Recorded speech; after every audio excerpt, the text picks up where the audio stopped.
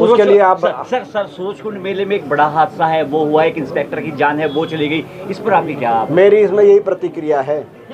सूरजकुंड मेले में 3 आज तक हादसे हुए हैं, तीनों बीजेपी की सरकार में हुए। और वो यानी कि मेले में ये जो सारे जो अपना केवल जो सरकार है उसकी वो अपने उनको जो है दे देती है अलग अलग स्टॉल वालों से पैसे लेके, पैसे कमाई का साधन मान के, और जो जिम्मेदारी सुरक्षा के प्रोटोकॉल को सुनिश्चित करने की जिम्मेदारी भी सरकार प्रशासन की है, उस जिम्मेदारी में सरकार कहीं ना कहीं पीछे हट जाती है। और ये कोई मतलब इसमें कोई किसकी जिम्मेदारी है? सरकार बताए जिम्मेदारी किसकी है?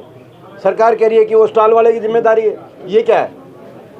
और जो दिवंगत जो कहते हैं जो मृत्यु हुई है एक इंस्पेक्टर की, हम ये ईश्वर से प्रार्थना करते हैं कि भाई उनकी जो है आत्मा को जो है शांति मिले, उनके परिवार को शक्ति मिले इस दुख की घड़ी का सामना करने के लिए, और उस परिवार को एक नौकरी दी जाए, आर्थिक मदद दी जाए, और साथ में जो बाकी जो घायल हैं उनको भी जो उनका इलाज का सारा खर्च सरकार करे। सरकार की जिम्मेदारी है। और किसकी जिम्मेदारी है ये बार बार? और ये 19 में भी हुआ था, 19 में भी हुआ था। मैं कह रहा 3 घटनाएं घटी आज तक सूरजकुंड मेले में, तीनों बार बीजेपी की सरकार में। तो ये सरकार ऐसी सरकार चल रही है जो किसी बात की जिम्मेदारी नहीं लेती।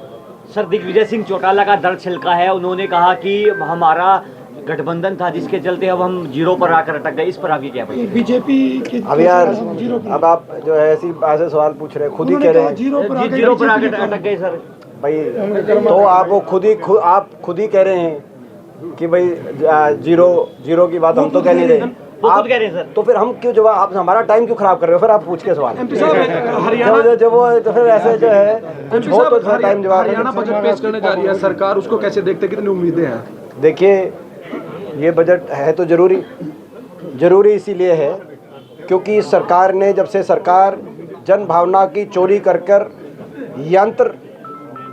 तंत्र और षड्यंत्र से सरकार बनी, तब से जनता को धोखा देने का काम किया जा रहा है, वायदा खिलाफी करने का काम किया जा रहा है। इन्होंने कहा था धान के 3100 मिलेंगे, एमएसपी भी नहीं मिली, ना धान की, ना नरमा की, ना बाजरे की, एमएसपी पे खरीद नहीं हुई। उसके बाद जब बारिश हुई किसान को मुआवजा नहीं मिला भाई, तो अपना उसके बाद जब जो है इतनी बारिश हुई तो कोई किसान को कोई मुआवजा नहीं मिला। ये देखा, ये इस सरकार में हुआ है।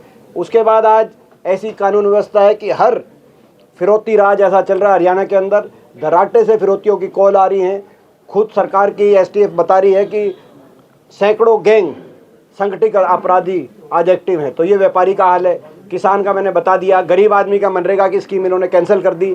बीपीएल कार्ड जो वोट लेने के लिए इन्होंने बनवाए थे, बीपीएल कार्ड काट दिए, 12 लाख कार्ड कट चुके हैं। बुढ़ापा पेंशन काट दी, 75,000 से लेकर 1 लाख तक बुढ़ापा पेंशन काट चुके हैं। तो ये सरकार ने हर वर्ग को सरकार बनाने के लिए तो पैसा लगाया, लेकिन सरकार बनाने के बाद हर वर्ग का अहित करने का काम कर रही है। और नौजवानों को एचपीएससी की लिस्ट के अंदर जगह नहीं मिल रही। हरियाणा के नौजवानों का कहीं रोजगार में नंबर नहीं आ रहा।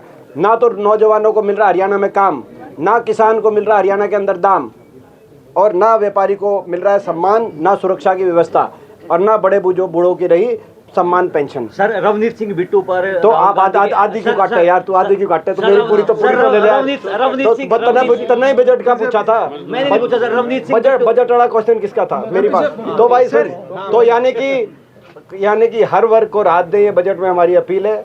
हर वर्ग आज परेशान हो चुका है सरकार से, लेकिन हमारी अपील तो है, लेकिन हमें उम्मीद नहीं। सर रवनीत सिंह बिट्टू पर उम्मीद इसलिए नहीं क्योंकि आज तक इस सरकार ने कुछ किया ही नहीं। केवल बजट, ये इनके सरकार का बजट अच्छा आता है इलेक्शन वाले से पहले।